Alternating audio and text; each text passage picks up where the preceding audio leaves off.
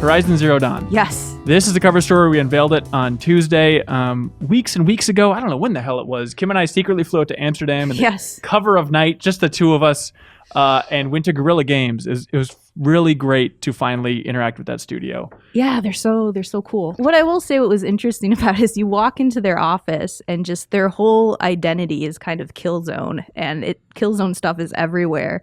And then you're like, wait a second, but they're making an action RPG now with Horizon, and you kind of see like Horizon flanking through like all the Killzone stuff a little bit. Like it's almost like Killzone is like the decrepit old buildings in that studio, and then there's little leaves and bits of grass emerging through the landscape, and that is the Horizon foliage breaking through. Yeah, it's breaking through. I mean, it just kind of re-cemented to me like what a big risk they are taking. Like you don't hear of many developers just being like, you know what, we've done like a first-person shooter for a decade. Let's just go and do an action RPG.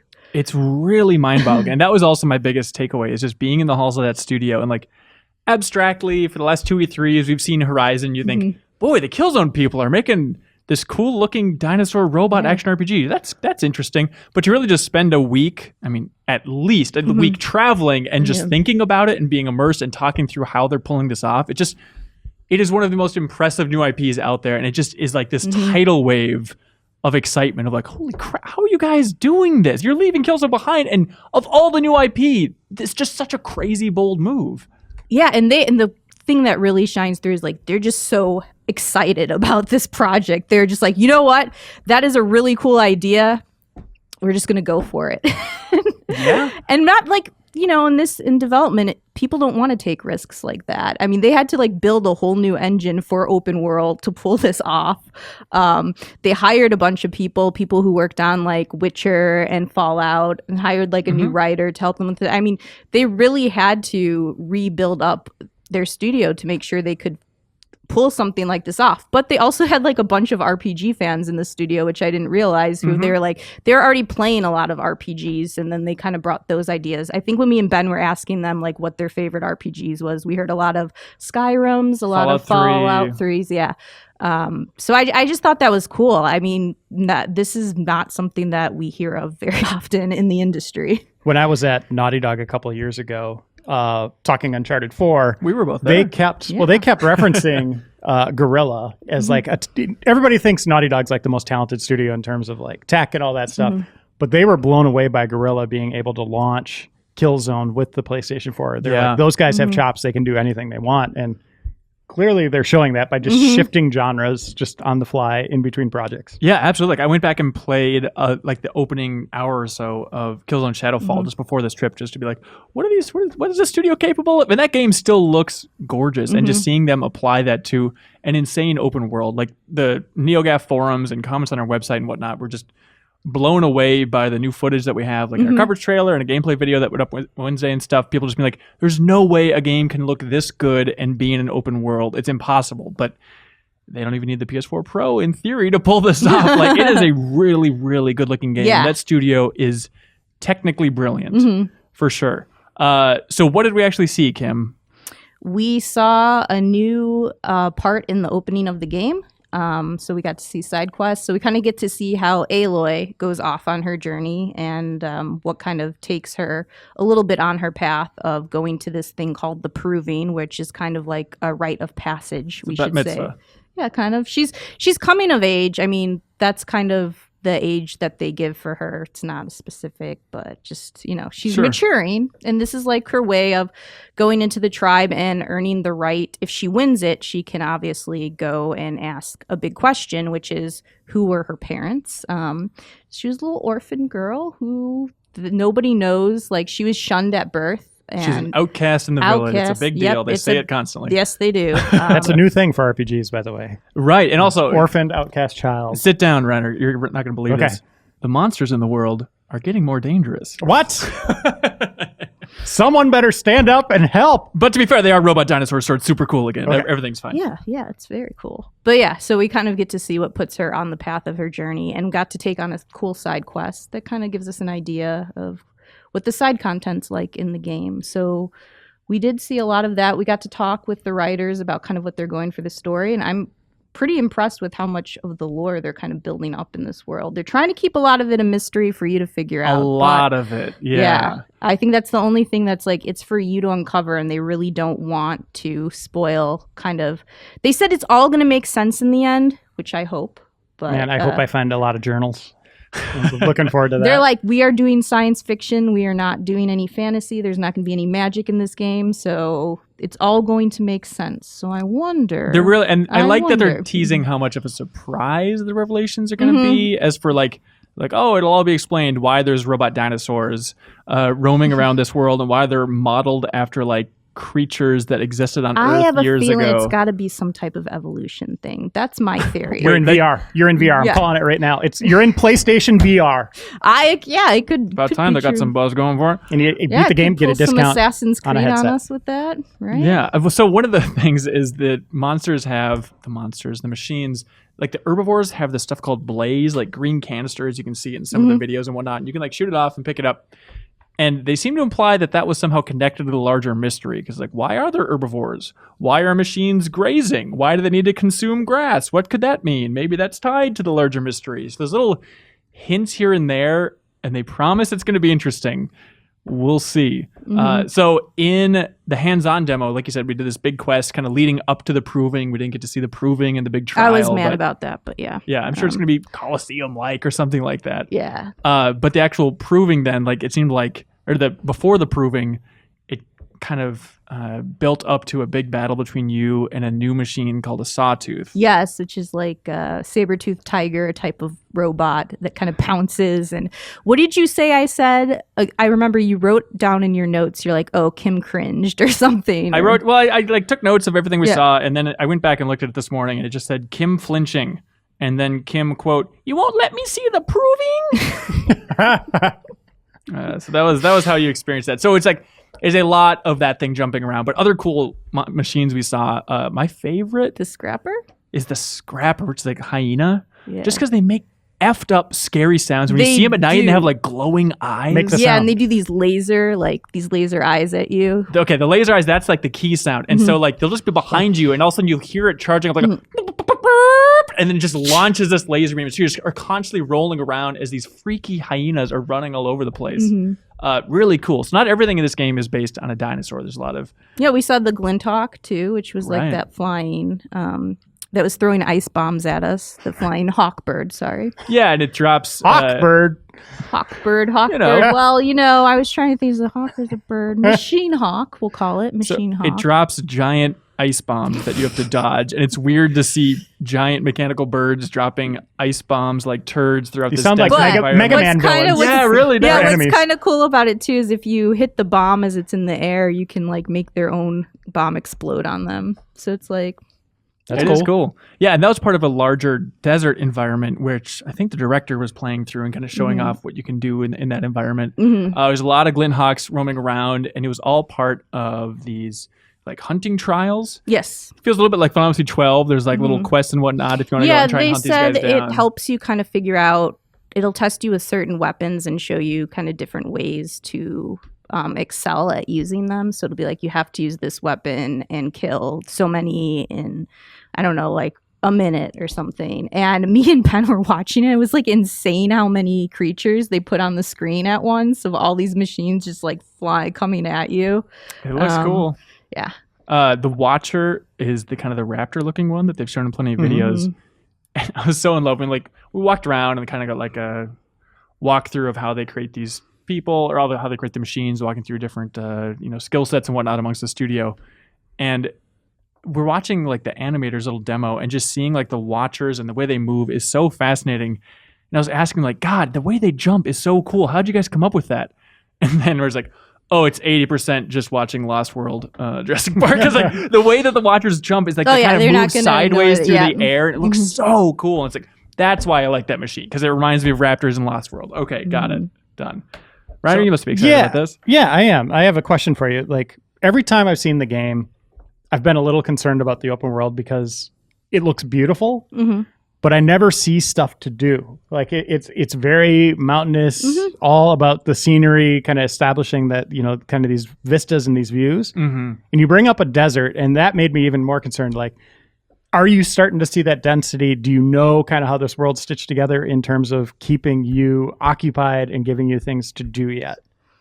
We saw those hunting trials. Did we mention the hunting trials? No, I'm talking about corruption zones too. Yeah. You can clear those out, kind of like Infamous, where you clear those zones and free the area so they're less dangerous. So there's a bunch of different things you do. And there's each side zone? quests. There's events that just happen in the environment where you just hear like someone calling for your help, kind of, and you can go in and help them. And then there's certain side quests that you do that you pick up. One of them that we had, there's somebody who wanted a spear. Yeah, Is that what her that person spear was was stuck. Her dead mom's spear was man. stuck in a machine, and so she chased after it. So we had to get it back for her. But you know what? It gave us a cool upgrade. So it was worth helping out this poor soul. Yes. So it's still a little mysterious, like all the different They side told quests and me stuff. at the cover story there was still like 2 or 3 more that they weren't ready to talk about yet that they're going to announce. So I'm interested to see what else those are. But I did get excited. I was talking to them more about the side quests and just asking like, oh, you have a dialogue wheel. Will there be any choice in this world with how? Is it just dialogue to pick like just what she's going to say? And while it will give you more narrative, certain quests you will have, you can make a decision on sometimes whether to kill people or help or all that. And I think they have some interesting ways that they're coming up to make the side quests like believable with the world as well. And certain actions you do over the course of the game might have, they said, later consequences. Now I want to say I wouldn't like put it with the choice and consequence of like The Witcher or anything, but there will be some of that in there. Yeah, I mean, that is the big question, is like these people moving from first-person shooter realm into an action RPG. It's like, how much can they fill out this world? Like a studio's first open world is a crazy challenge. As talented as that studio is, there's always little things in the back of a gamer's mind, like, is this going to be rich? Is it going to be just an empty world moving from place to place? Does it just look beautiful? Yeah. Right. And if it looked beautiful, that's enough for me. But it seems like they're very aware of it. And they're going to try and pack that world full. Yeah, definitely. It is going to be, there's a couple gates in the world. So you can't go everywhere right out of the gate. So I guess there's 2 different gates in the world that you have to kind of maneuver through at a certain point that are checked off to different games, different points in the game. Another cool thing that I'm really excited about, just a tiny detail, is the Thunderjaw, the big T-Rex guy. He can destroy trees when he runs around. Like, that's enough for me. How does it look? Is it like, do they splinter and explode, or they just fall over? It'll look cool. I forget if they actually showed it to us in that little demo. We showed like a tech demo of it running around. Yeah. But I guess like it can blow open a path through the trees, and if you're hiding in the trees, then it'll let smaller machines go through as well and like use the path that the Thunderjaw cleared. The AI is very smart. I was really impressed by that. I mean, I set down like a tripwire. And I remember thinking, oh, I totally got this. And the enemy immediately jumped over it. And I was like, I was so mad. I thought I was like, I finally got this. Because you get put in the world. And actually something else that surprised me was I was worried about how long it would take me to adjust to the controls and everything, because there's a lot going on in front of you. But then you start to get the hang of the different tools that you have. And like, I love that tripwire. I love setting it down, stunning enemies, and then going up and doing like a cool melee instant death attack. But that time, that was like my one strat. I'm like, oh my gosh, the thing just jumped over it. And then there's all these points that you can climb too in the world. There's a little bit of platforming here and there. And I think we saw some of that, more of that today at the yesterday at the PlayStation event. Yeah. But you can go up on these. So I would go up on these mountains and try to like throw down different tripwires and stuff to like plan ahead of time. But if like a machine spots you, it'll try, and it sees you up there, it'll come after you. Like, it's not just going to like sit on the ground and be like, I'm gonna wait for you to come. No, once it's there, it brings everybody with it too. Cause like the grazers, and the watchers will like alert other machines to come help you. Like, the ecosystem is really intense. So I found myself using a bunch of different tactics. I mean, I tried to do as much stealth as I could, but like, it's hard to do some of the stealth because of the fact that even if you think you've got machines every which way, and all it takes is one of them to spot you and alert the other, and it's chaotic and it's just fun. I'm really excited. They said like later you can get like a grenade launcher, and I think that's going to be cool, just to like go in there hardcore. So they are going to empower you to be like, okay, you don't need to just hang out in the grass. Mm-hmm. we're going to give you the means to take these things down without pinning them. And they always want it to feel dangerous, is the way they put it in a video we launched earlier in the week. But there's always going to be strategies to defeat these people. But the more you go off the path, the more dangerous the monsters and machines are going to be along the way. But yeah, I'm excited. It's fun to see the hype really, really building on forums and whatnot, with people just being like, Game of the Year 2017, it can't be topped. Forget Breath of the Wild, it's garbage now. When does it come out? It's March, right? February 28th. Okay. Yeah, and I feel like going into this, I was pretty skeptical they're going to hit that, but all signs seem to be that they're on track. I mean, it'd be tough to pick it up if they weren't on track. But it was supposed to be this year. It was supposed to be. Yep. So this is the pushback date. And I mean, they launched Killzone Shadowfall launch on PS4. Like they can hit a timing window if they really have to. And I feel like they can probably hit it in February, but I'm really, really excited. Yeah, I was super impressed. I also was skeptical about how much, like, as an RPG fan, is there going to be stuff here that I'm going to love? And I was impressed by what they had with different side quests that you're going to be able to do. Even like just doing, like, it doesn't have anything that's too complex, I feel like, for people who don't play RPGs, but there's enough there. So you get all these different upgrades on the equipment that you can kind of improve your handling, the damage you do with it. You also have different ammo types you can collect too, which are all elemental that are cool, like fire bullets or everything you want. Yeah, and the crafting is just super, super cool too, because there's like animals you hunt. So it's very, I don't know, it has so much that I like from other games in it. So I feel like we've got like the stealth that I like from Assassin's Creed.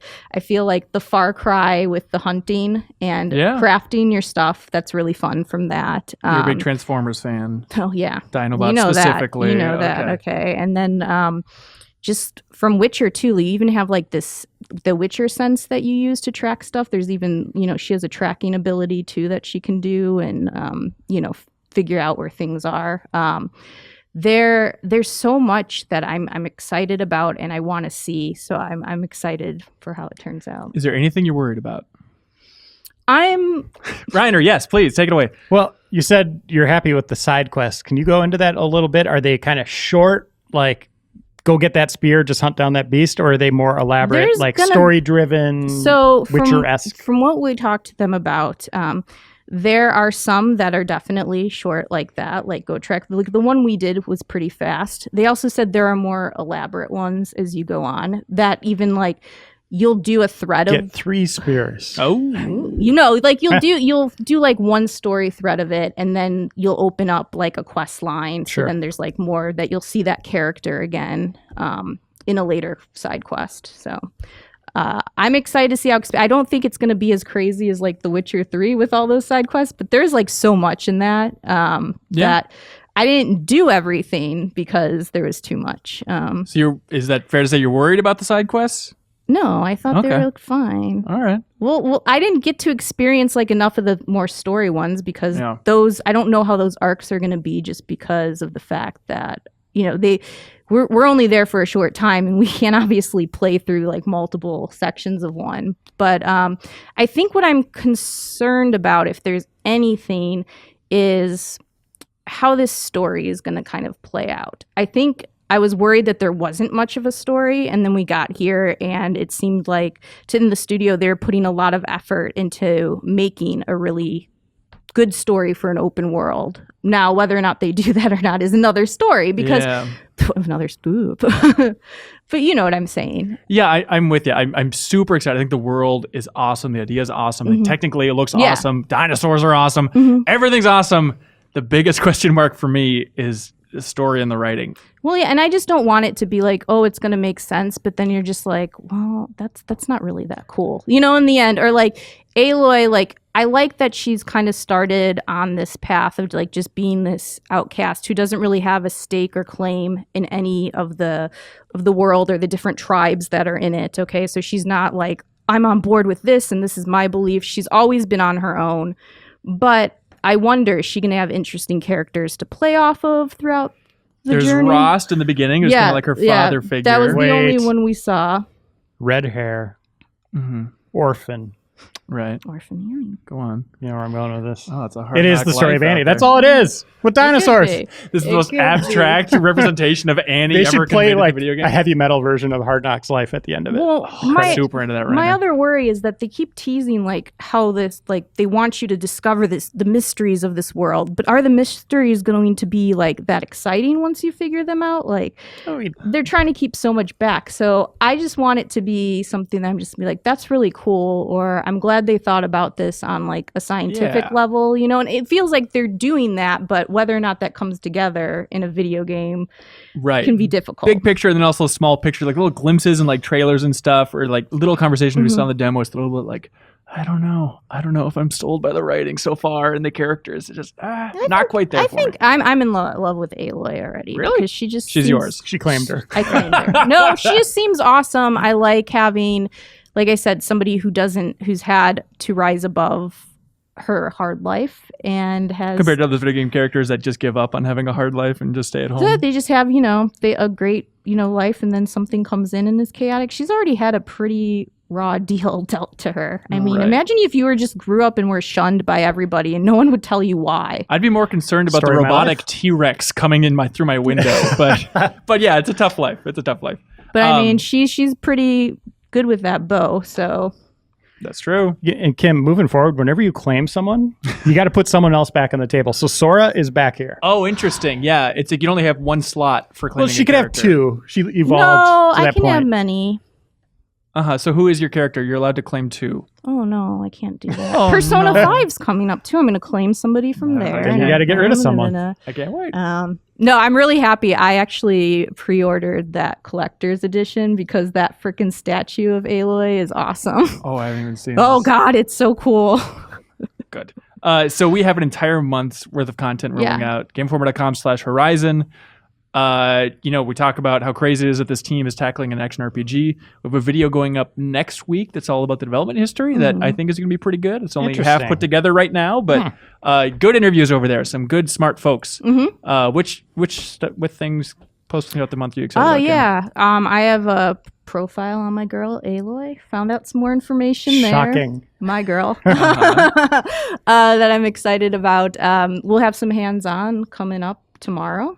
Oh, yeah. Okay. Yeah. I'm actually going to have a chat with Jeff Macchiafava. Had actually covered a lot of this during E3, and he played a portion also that I saw. I saw newer stuff that he didn't see, but I think it's cool that we both are so excited for this game and kind of the stuff we liked about it, the stuff we're kind of like, okay, we'll have to see where this goes. Yeah. And there was the PlayStation Pro footage that they showed of it. Right. We didn't. Yeah, I saw that and I was like, why didn't they show that to us at the Probably because it was involved with the PlayStation Pro. Yeah, they were teasing like more platforming elements, and we saw a little bit of the platforming when we were there. Her climbing up mountains, you can see. But nothing as cool as climbing a tall neck Shadow of the Colossus. Yeah, I was like, holy. Yeah, that thing. Like that was like a oh my gosh. giant giraffe with a saucer on its head. And we've seen that. I mean, from the earliest leaked images, we've seen that. And it's been in the last 2 E3 videos. It's like, okay, the giant giraffe brachiosaurus thing, it's cool.